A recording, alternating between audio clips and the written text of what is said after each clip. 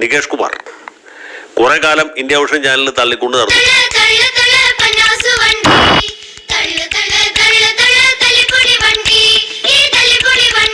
പിന്നെ അദ്ദേഹം നിന്ന നിപ്പിൽ സ്വന്തമായിട്ടൊരു ചാനൽ തുടങ്ങി. അതാണ് റിപ്പോർട്ടർ. നിനക്കിതൊക്കെ എങ്ങനെയാ സാധിക്കുന്നത്? അത് കുറെ നാൾ തള്ളിക്കൊണ്ട് നടന്നു. അതും ക്ലച്ച് പിടിക്കാതെ വന്നപ്പോൾ മാർക്സിസ്റ്റ് പാർട്ടിയുടെ സ്ഥാനാർത്ഥിയായിട്ട് നിയമസഭയിലേക്ക് മത്സരിച്ചു. അങ്ങനെയാണ് നികേഷ് കുമാർ കഴിഞ്ഞ ദിവസം കിണറിൽ ഇറങ്ങിയത്. കുടിവെള്ള പ്രശ്നം നേരിടുന്ന പ്രദേശത്തെ വെള്ളം പരിശോധിക്കാൻ.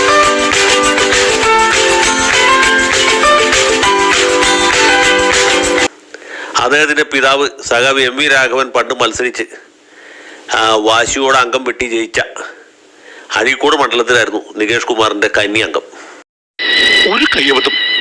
ഞാൻ പറഞ്ഞത് ഈ അങ്ങനെയുള്ള എം വി രാഘവൻ ജയിച്ച ആ അഴീക്കോട് മണ്ഡലത്തിലാണ് അദ്ദേഹത്തിന്റെ പിതാവിനെ മരണപര്യന്തം വേട്ടയാടിയ മാർക്സിസ്റ്റ് പാർട്ടിയുടെ സ്ഥാനാർത്ഥിയായിട്ട് സഖാവ് എം വി നികേഷ് കുമാർ മത്സരിച്ചു. ഉറക്കം വരുന്നു.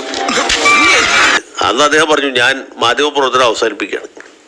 തെരഞ്ഞെടുപ്പിൽ ജയിച്ചാലും തോറ്റാലും നിങ്ങൾ ഇനി എന്നെ ടി വിയിൽ കാണുകയില്ല എന്ന് പറഞ്ഞ് ശപഥം ചെയ്ത് ഒരു കോലെടുത്ത് വട്ടം രണ്ടായിട്ട് ഒടിച്ചിട്ടിട്ടാണ് പോയത്.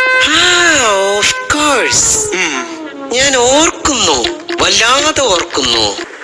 പക്ഷെ എന്ത് ചെയ്യാൻ പറ്റും? അഴീക്കോട്ടെ ജനങ്ങൾക്ക് വിവരം കുറവായതുകൊണ്ട്, വിവേകം കുറവായതുകൊണ്ട്, അല്ലെങ്കിൽ നികേഷ് കുമാറിന്റെ മഹത്വം ശരിക്കും മനസ്സിലാകാത്തതുകൊണ്ട് അവർ അദ്ദേഹത്തെ അല്ല എതിർ സ്ഥാനാർത്ഥിയായിട്ട് മത്സരിച്ച് കെ എം ഷാജിയാണ് വിജയിപ്പിച്ചത്.